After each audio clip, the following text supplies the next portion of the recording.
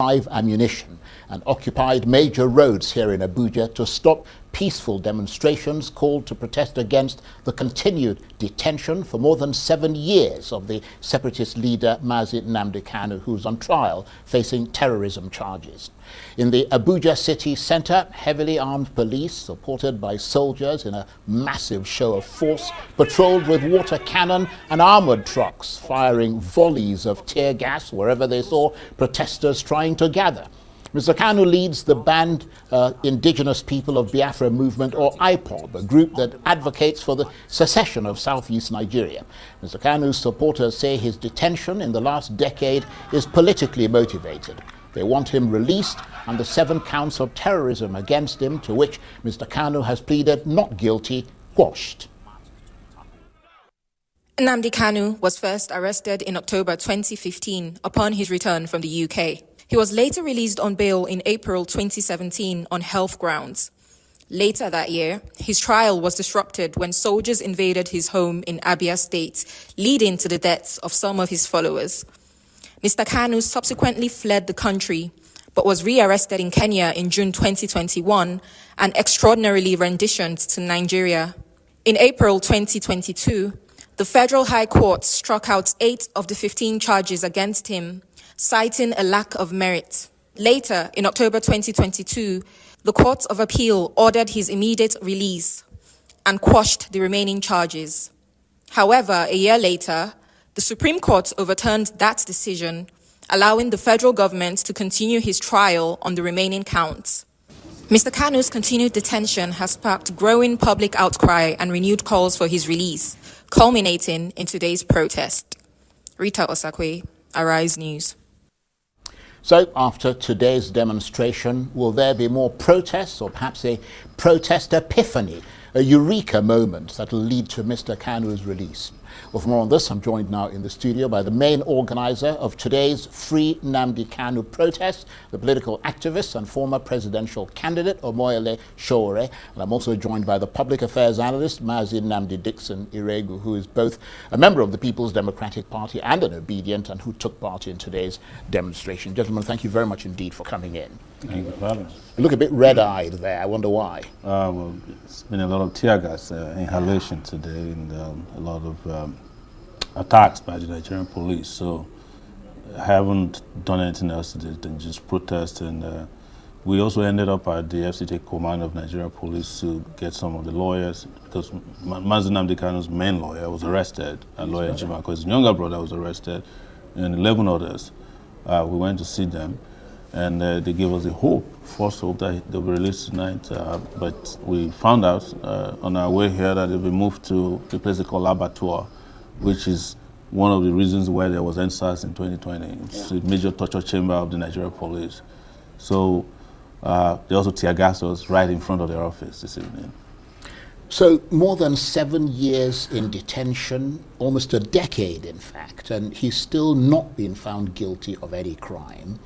And your contention is that, in line with the Nigerian constitution, which says that a man is innocent until proven guilty and which calls for the speedy dispensation of justice, it's time to set this captive free. Is that a fair assessment and the reason you led today's protest? Yes, it is because also the Court of Appeal in 2022 did take a decision, a decisive decision, that having been extraordinarily renditioned from Kenya, kidnapped is the other word for it, there are no charges that can hold in that court, and he was asked to be released.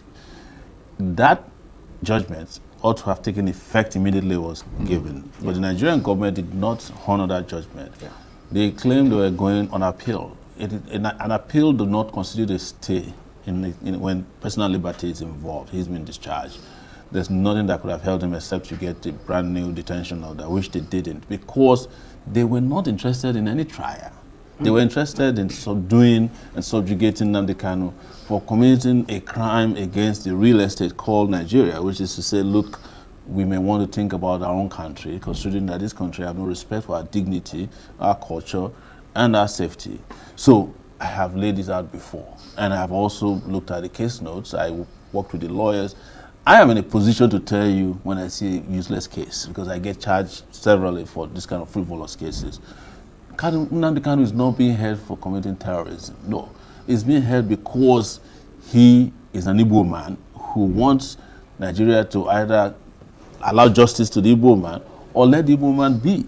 That is the crime Nnamdi Kanu committed. It's a crime committed with a microphone, not an AK-47. Right. Okay, I'm going to come back to you in a minute, but Mazi Dixon, I wonder what your reaction, because you kind of lost your voice Yes, there. I did. I wonder what your reaction is to the fact that the march that you attended was tumbled, let me put it that way, by the police. They fired tear gas to disperse the protesters, and you apparently fell victim to that show of force and to that tear gas. And clearly, I wonder whether that cast a shadow on things for you, how much it did cast a shadow. Charles, please permit me, first of all, to commend my brother here, Showore. I was born 7 years after the Civil War.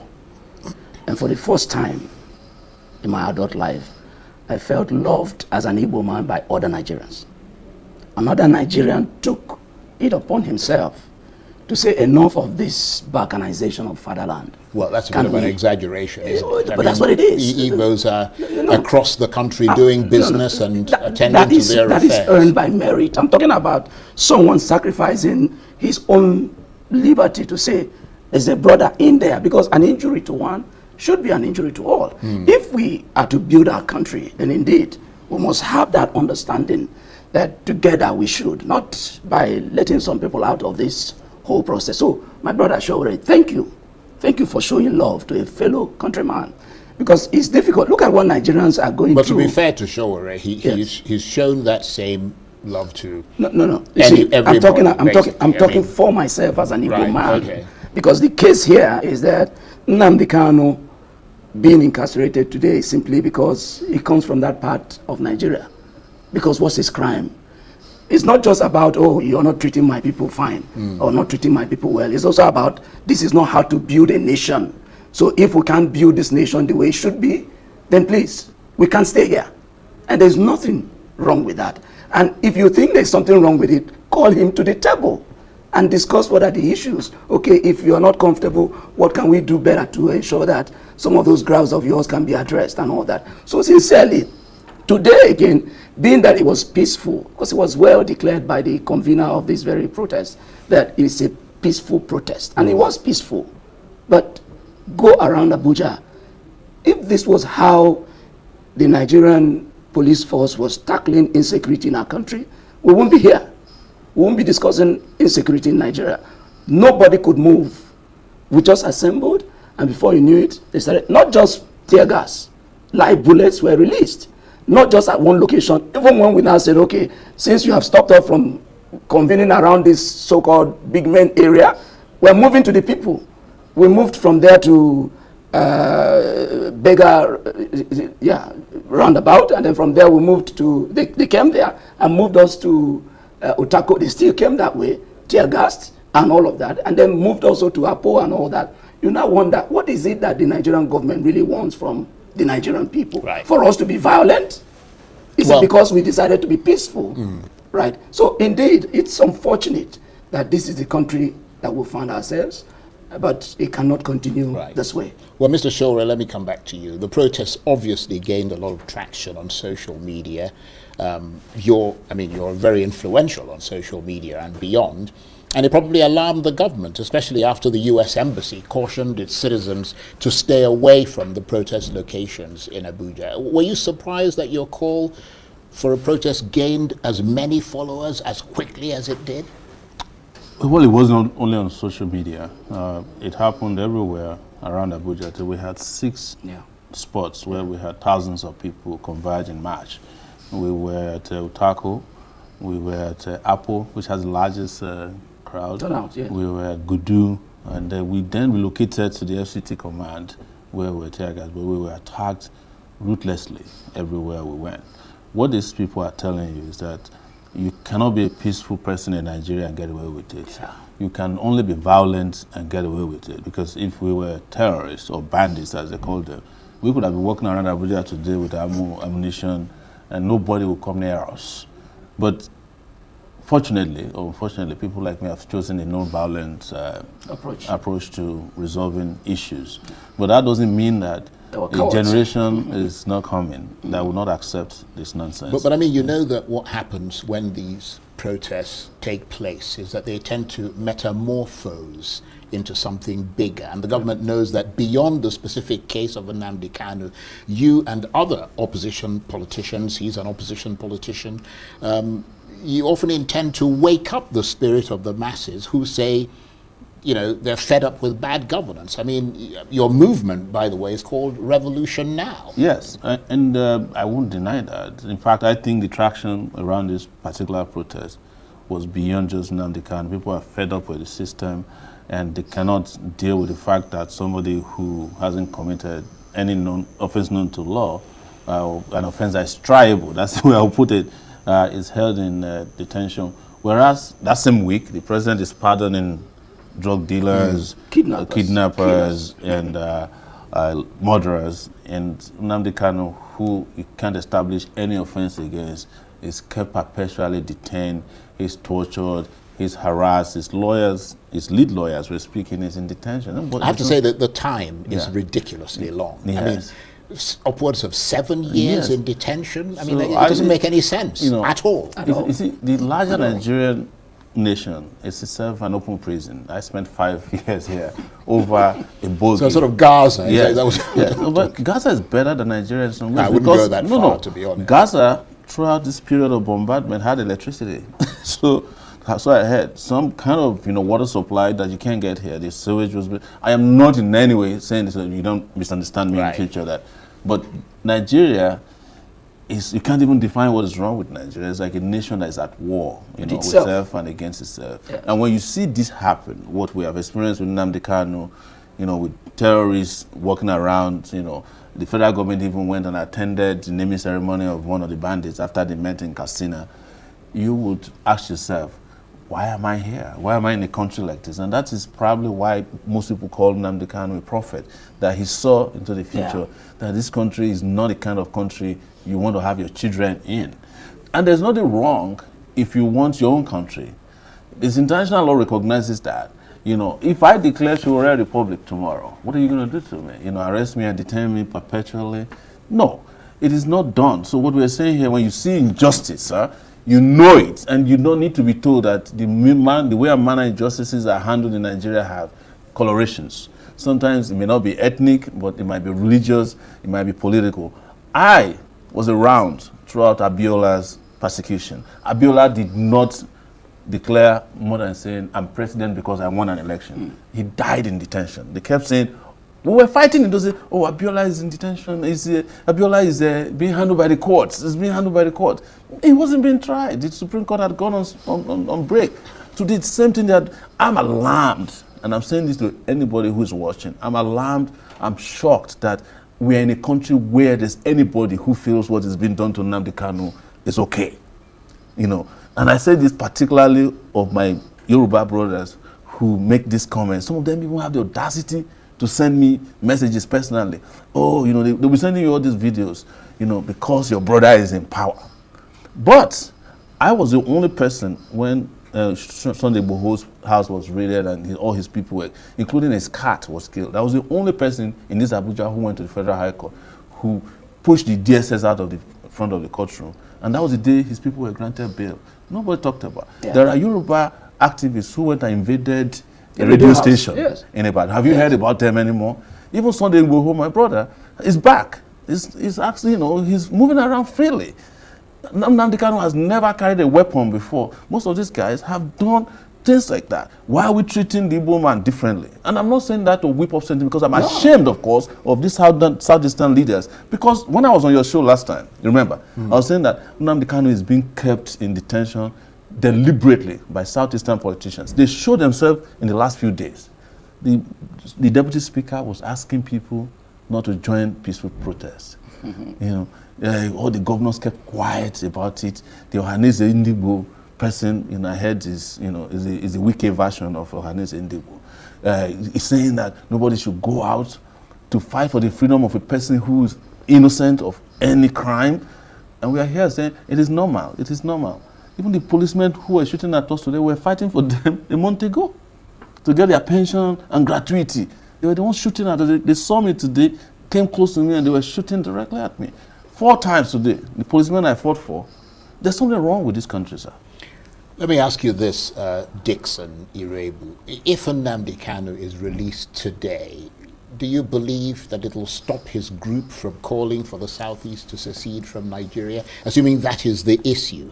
Or is it something that is beyond him alone, and therefore he should not be held entirely responsible for it? Because I think somebody made the point earlier today that you had the Biafra war before him, and of course groups like MASOB, etc., before IPOB. Yes. If Nnamdi Kanu is released today, first what it will bring is a separation from the call for secession or for the call for Biafra away from the criminals who have wrecked the Southeast today. What we want is to redeem the most peaceful part of Nigeria, which Southeast used to be before 2015, that APC took over government and Buhari continued with whatever, Buhari started with whatever it is that he had against the Southeasterners. But we thought, okay, Tinubu has come. What is he doing there? If he wants to unite the country, why not bring everybody's interests to the table? So release of Mazi Nnamdi Kanu may not necessarily end call for secession or call for Biafra. Biafra is no more about secession, really. Biafra is now more like a religion. Because, Charles, 3.5 million Nigerians were slaughtered in that war. There is no household in Igbo land today you go to that you won't have one person or the other that was lost in their family. So it will be difficult, therefore, to forget Biafra. What will bring about an end to the call for secession will be this country allowing for equity for all, justice for all, fairness for all. That is what will end any form of secession, whether it is Yoruba nation or Biafra nation. I am not part of call for any nation at all. I believe in Nigeria, but not this kind of Nigeria. I want a Nigeria where everybody can at least go to court, ask for justice, and get it. But now it is the highest bidder. We're not running democracy anymore in our country, because if this was democracy, freedom of association and protest as we had today and all of that would have been allowed. What we have are plutocrats who are afraid of the people, because today we saw how scared the elites are.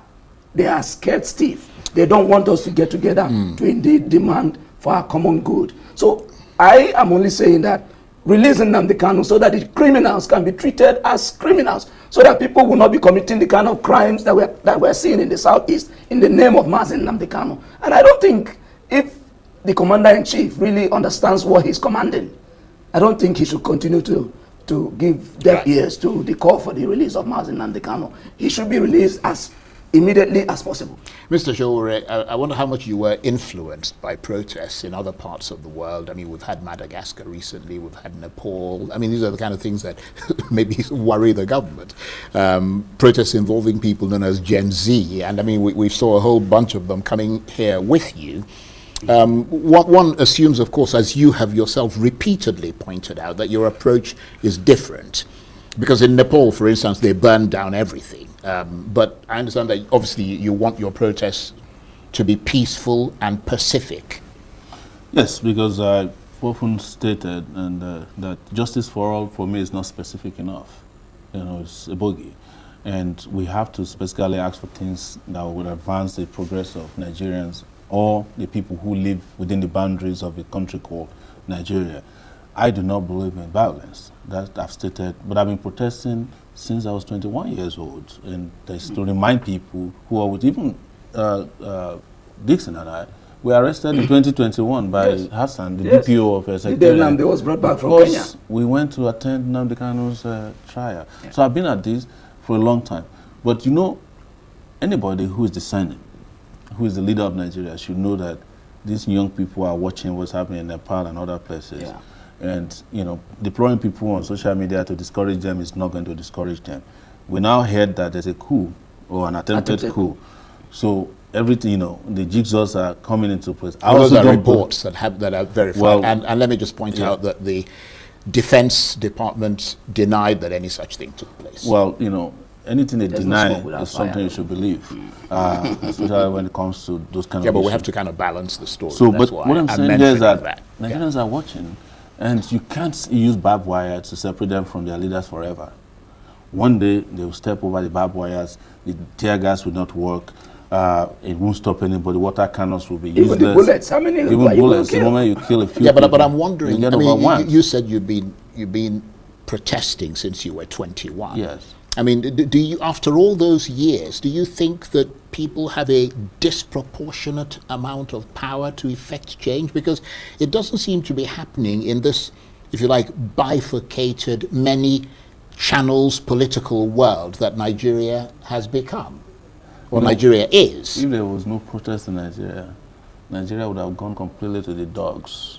If there hasn't been protests over separate different issues, Even the president today Nigeria used wouldn't to have, protest. left military dictatorship. Yeah. Maybe we'll be like Cameroon now, where the person who is president is dead, brain dead, but alive to elections.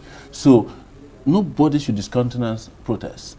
I met Goodluck Jonathan recently, and I'm glad Aisha is here with us. She has been abusing me about it on her YouTube show, in a lighter note.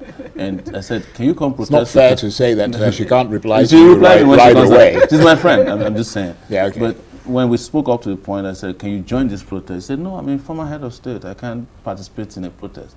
I said, "But if you run for election and you lose, the first thing you do is to go and protest." Protest. There's nobody in Nigeria that has not participated in protests, from president to high school kids. Buhari was a protester in this country until he became president. Tinubu was funding all the protesters, in Nigeria since June 12 and beyond, up to 2015 until they captured power, and they now hated protesters. The ones that cannot protest always reach out to people who can help them protest whenever they're in trouble. Yeah. I get that from Yeah. all these people all the time. This Nnamdi Kanu that we're talking about once protested on behalf of Orji Uzor Kalu. Yeah. When he was being tried for corruption. Yeah. Orji Uzor Kalu is now one of the people who says, "Oh, Nnamdi Kanu should let the court process be completed." But when he was tried for corruption, what did he do?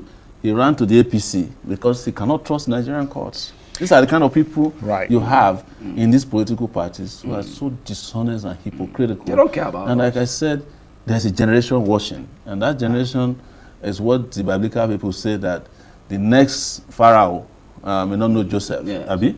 Yes. Yes. Pharaoh. Yeah, Pharaoh. Pharaoh who knows. Yeah, Right. but- Let me ask you this, because very briefly, because we're almost out of time. A lot of dust has been raised by today's protest, no question about that. But is it likely to make things better or worse for Mr. Kanu? 30 seconds. It should make it better because the statement was loud and very resounding.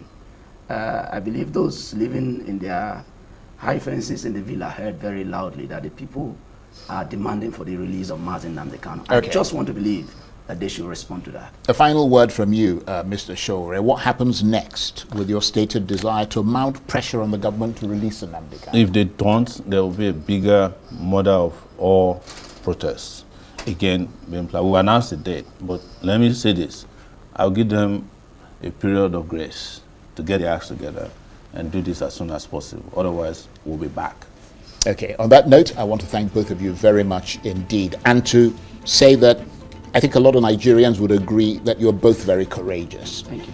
Omoyele Showore is a political activist, former presidential candidate, and main organizer of today's Free Nnamdi Kanu protests. And Mazi Nnamdi Dixon Irebu is both a member of the PDP and an obedient, and he took part in today's demonstrations. Thank you very much indeed. Thank you for having us.